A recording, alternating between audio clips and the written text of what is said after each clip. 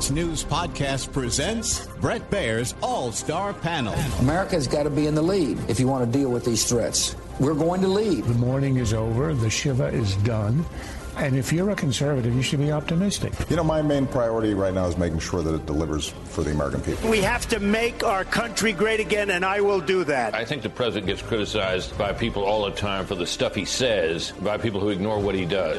Now, Fox's chief political anchor, Bret Baier. Congress formally certified President-elect Donald Trump's election victory, along with Vice President-elect J.D. Vance, cementing the incoming president's win against Vice President Kamala Harris. Kamala Harris actually presiding over that certification effort in a joint session of Congress.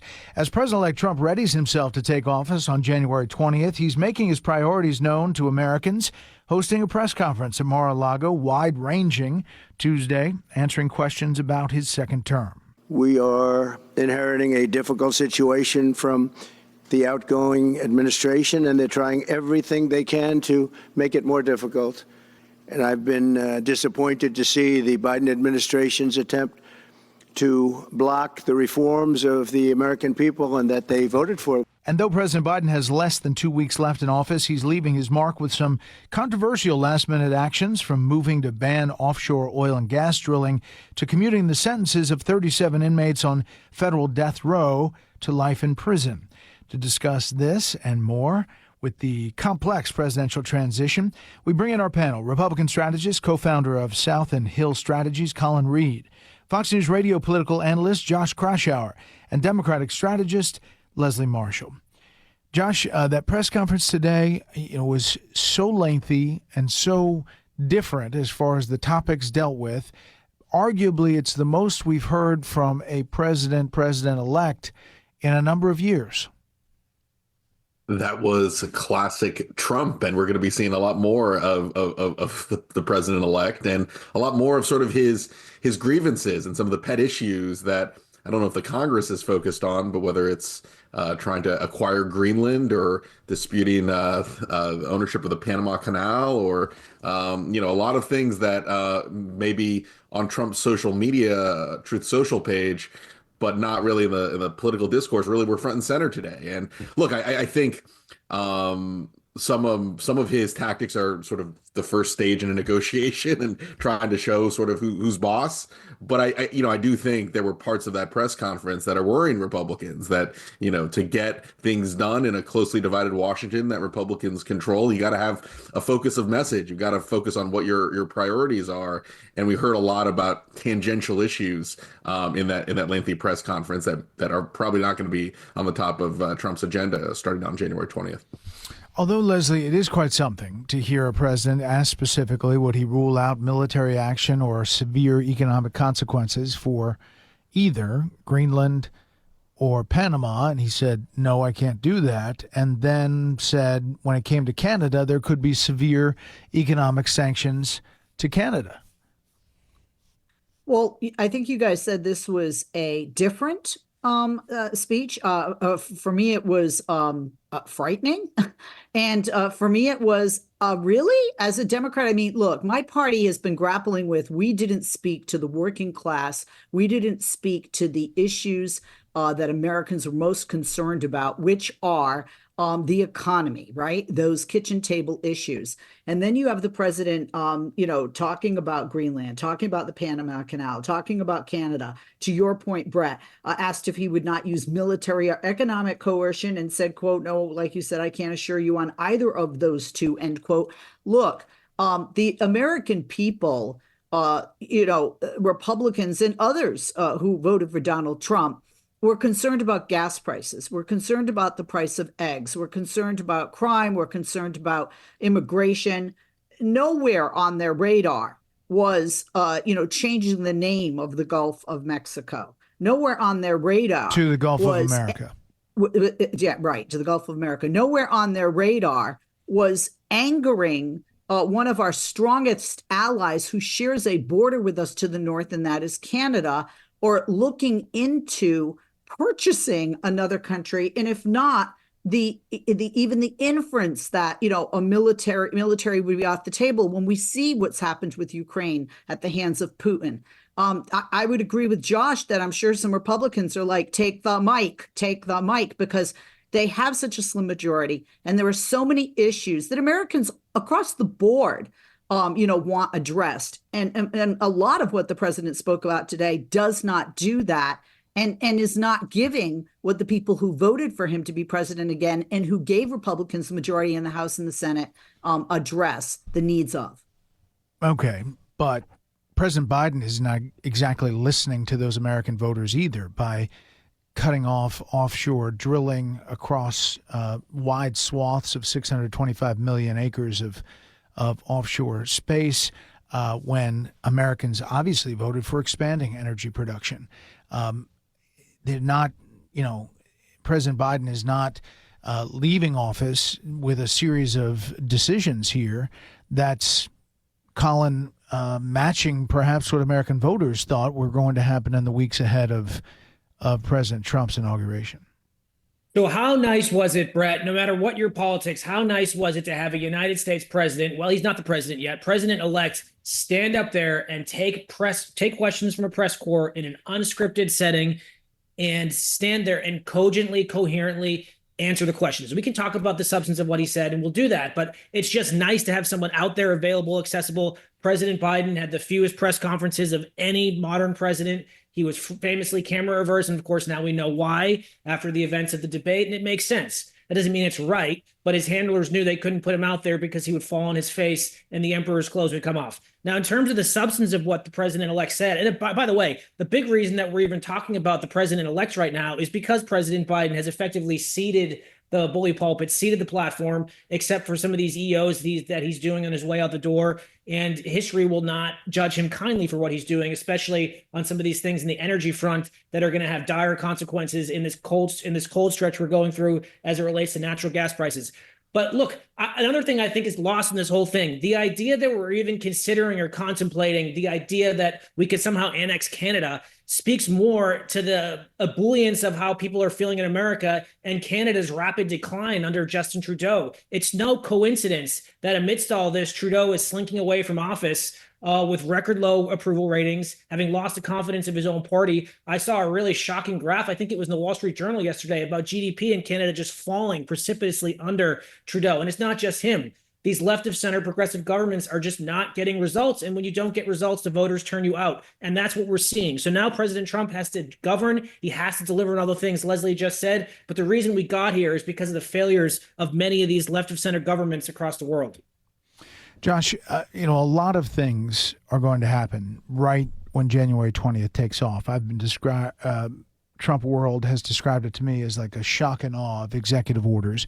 I don't have a list of all the specifics, but I think it's going to be significant as far as the number and the range of things that they have built up in this preparation over the last 4 years. What's not clear is the legislative path, and it seems even today, President-elect Trump left the door open to have Capitol Hill figure it out. The leaders of the Senate and the House seem to have differing opinions about the process of going forward with big ticket items. Yeah, that is the challenge. There are a lot of big priorities, much of which Trump has a mandate for, whether it's tighter border security. We're going to hear more about deportations of people who are in the country illegally. Energy deregulation. You heard that at the press conference. More domestic energy supply. Rolling back some of these, I think, pretty unpopular Biden executive orders, trying to ban new offshore oil and gas drilling, regulations on gas-powered heaters. But the big challenge is whether that all the big ticket legislation, especially the extension of the Trump tax cuts, are going to be dealt with in one big, beautiful bill, as Trump has called it, and which House Speaker Mike Johnson prefers, or whether it's going to be split up into two pieces, tax cuts perhaps later on, and some of the more kind of popular, obvious, uniting elements of the agenda, like immigration and energy up front. That's going to be the big debate. It's still being debated within the Republican Party. The House Speaker prefers a big bill. I think he's worried because of that narrow majority that he has. That any small number of defections could really make things hairy. And if it's too big to fail, perhaps that helps keep every Republican on board. But I think a lot of senators, especially Republican Majority Leader John Thune, thinks it's going to be easier to build momentum. Once you get the easy stuff passed, it builds momentum on its own, and it will help Trump score victory number one and help him get the tax cuts extended and perhaps other big legislative priorities passed. So that's going to be there's a lot of legislative technicalities as part of that process, but ultimately it's going to determine whether Trump's first year is successful and whether he's able to accomplish many of the things he promised on the campaign trail. Panel, we'll hold it right there.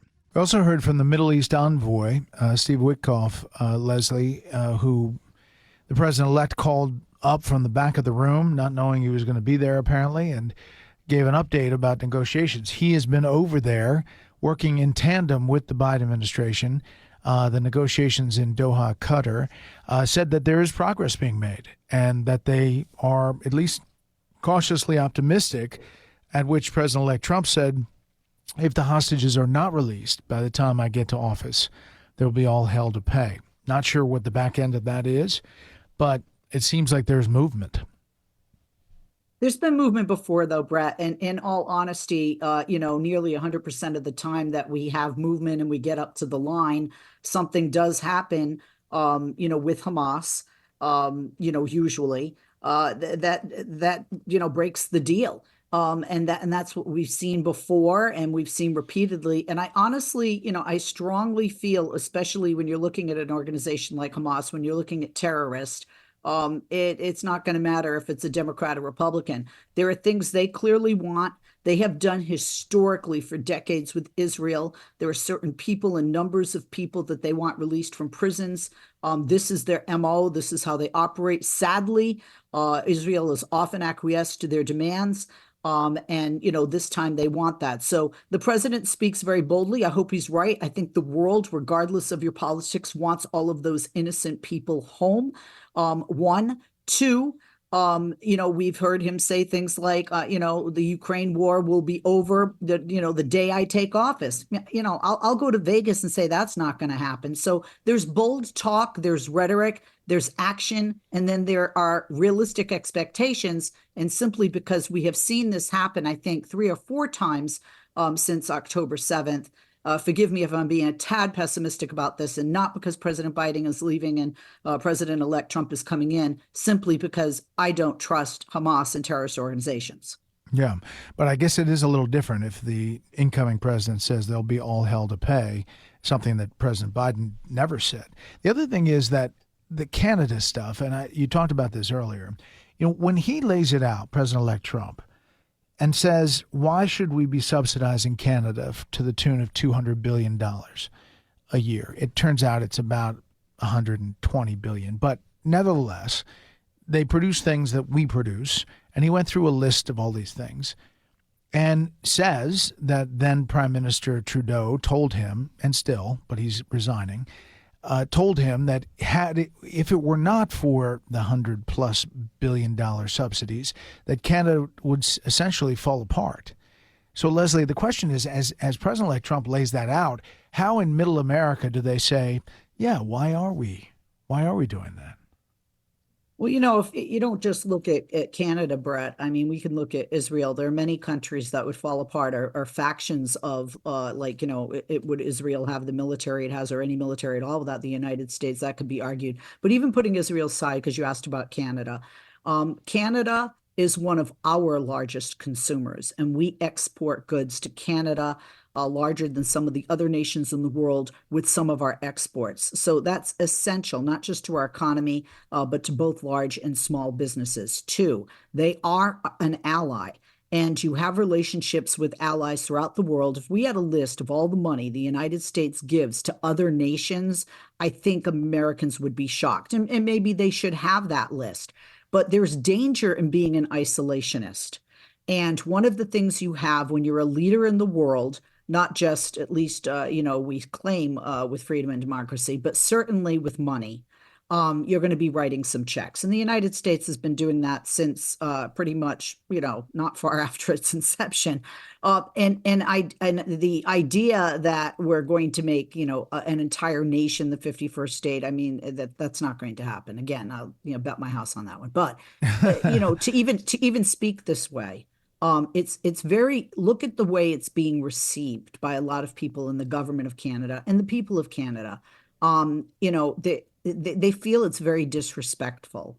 They feel it's like we're being a big bully. And I just don't think that's the way to come into a presidency. I don't care if you're Donald Trump, you're a Democrat or a Republican. It's not the way to go into a business, not the way to go into a relationship. And we do have a very long-standing relationship with Canada, and we need that relationship to continue. Yeah, I mean, to be fair, the conservative who is poised to come in and take control has said they will not be the 51st state. But there are Canadians who say there would be a benefit to that. And the resignation of Prime Minister Trudeau is an indication, Colin, that obviously his ideology is not selling in Canada.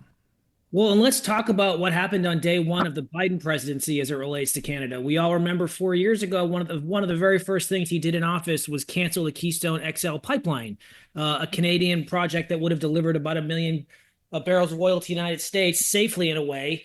And the Biden administration canceled it and provided a lot of jobs along the way. And the reason that the administration canceled it because they wanted to make a political point.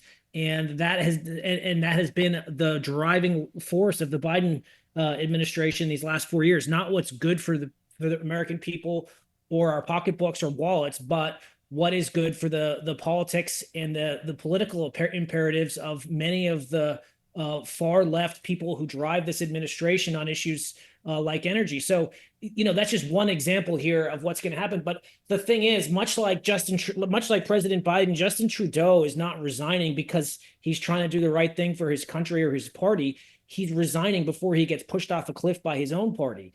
And this idea that he could have that he had to schlep down to Mar-a-Lago in November and take that picture with President Trump, a guy who he probably doesn't think very highly of. It's embarrassing. But the reason it's all coming crashing down for him is because his popularity is so low. There's an election coming up in the fall, and his party's going to get wiped out. So he, like President Biden, are seeing the writing on the wall and getting out, but not because they want to, but because they have no other choice but just a humiliating defeat. Finally, Josh, as we watch the ceremonies for the funeral and the memorials for President Carter, the 39th president, bipartisan outpouring up on Capitol Hill as he will lie in state, the 13th president to do so.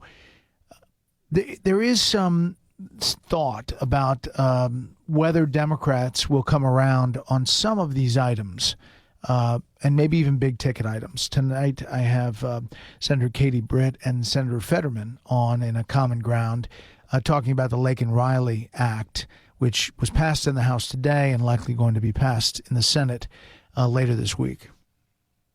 Yeah, I was struck that not just Senator Fetterman, who has emerged as a major Democratic champion of that legislation, but there were a number of House Democrats who voted against the bill initially, and I think they saw the political writing on the wall in this election. They know that the public wants tougher immigration. They're outraged with what happened in Georgia, and they want to see action. And I think that's going to be one of Trump's first, I think his executive orders in the first day are going to largely be centered on border security and immigration related issues.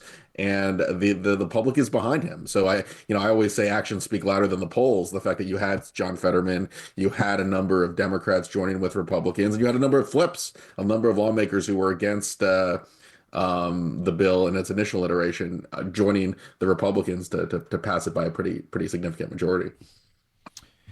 We shall see. A lot to happen in coming days as we get ready for the inauguration. Thank you all. Now for a bit of history. January 8th, 1918, President Woodrow Wilson delivers his legendary 14-point speech delivered before a joint meeting of Congress. President Wilson proposed 14 strategies he believed could ensure national security and world order, hopefully resulting in a stable, long-lasting peace in the Americas, Europe, and across the world following World War I. Several of these points set the tone for post-war American diplomacy, establishing ideals that would go on to form the backbone of U.S. foreign policy as the U.S. rose to power in the early 20th century. That'll do it for this week. You can hear more of this series at foxnewspodcast.com or wherever you download podcasts. Make sure to leave a rating and a review. We want to hear from you. For Leslie, Josh, and Colin, I'm Bret Baier. We'll see you next time. Listen ad-free with a Fox News Podcast Plus subscription on Apple Podcasts, and Amazon Prime members can listen to this show ad-free on the Amazon Music app.